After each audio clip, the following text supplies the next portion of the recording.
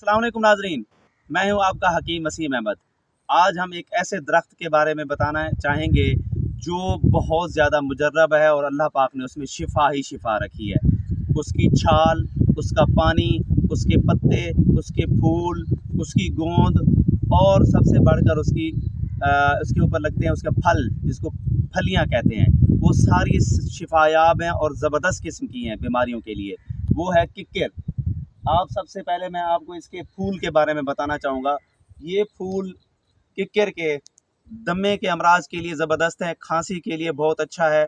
और इस फूल को अगर सरसों के तेल में जला के कानों के दर्द के लिए इसको इस्तेमाल किया जा सकता है। अब आते हैं इसके पत्तों के बारे में। इसके जो पत्ते हैं, ये जरासीम कुछ हैं। अगर जब किसी बंदे को जिस्म पे सूजन हो जाए, जिस्म पे दर्द हो, पट्ठों में दर्द हो, तो ये किसी भी ज़ख़म को भी ठीक करेंगे, उन दर्दों को भी ख़त्म करेंगे। और जल्द पे अगर कोई सूजन हो गई है तो उसको भी ख़त्म करेंगे। अब मैं इसके आपको बताता हूँ इसकी फली के बारे में।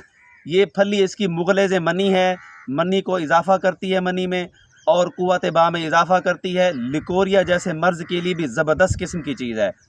अब इसके बारे में बताऊंगा इसकी गोंद के बारे में। जो इसकी गोंद होती है वो क़ुव्वत बा के लिए इस्तेमाल की जा सकती है, मसाने की कमज़ोरी के लिए, जिगर की गर्मी के लिए, जिस्म की ठंडक के लिए इसको इस्तेमाल किया जाता है। इसकी गोंद भी ज़बरदस्त किस्म की है। अक्सर मुआलिजीन, अक्सर तबीब हज़रात मुख्तलिफ़ चीज़ों में मिक्स करके इसको इस्तेमाल करवाते हैं।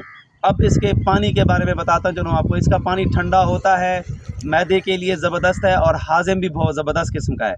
इसकी छाल के आप उसको जोश देंगे, इसके गरारे किए जा सकते हैं। मसूड़ों की पीप को ख़त्म करता है, मसूड़ों के दर्दों को ख़त्म करता है। ये अल्लाह पाक का बहुत बड़ा अतिया है। ये किक्किर का फूल, इसे बबूल का दरख्त भी कहते हैं।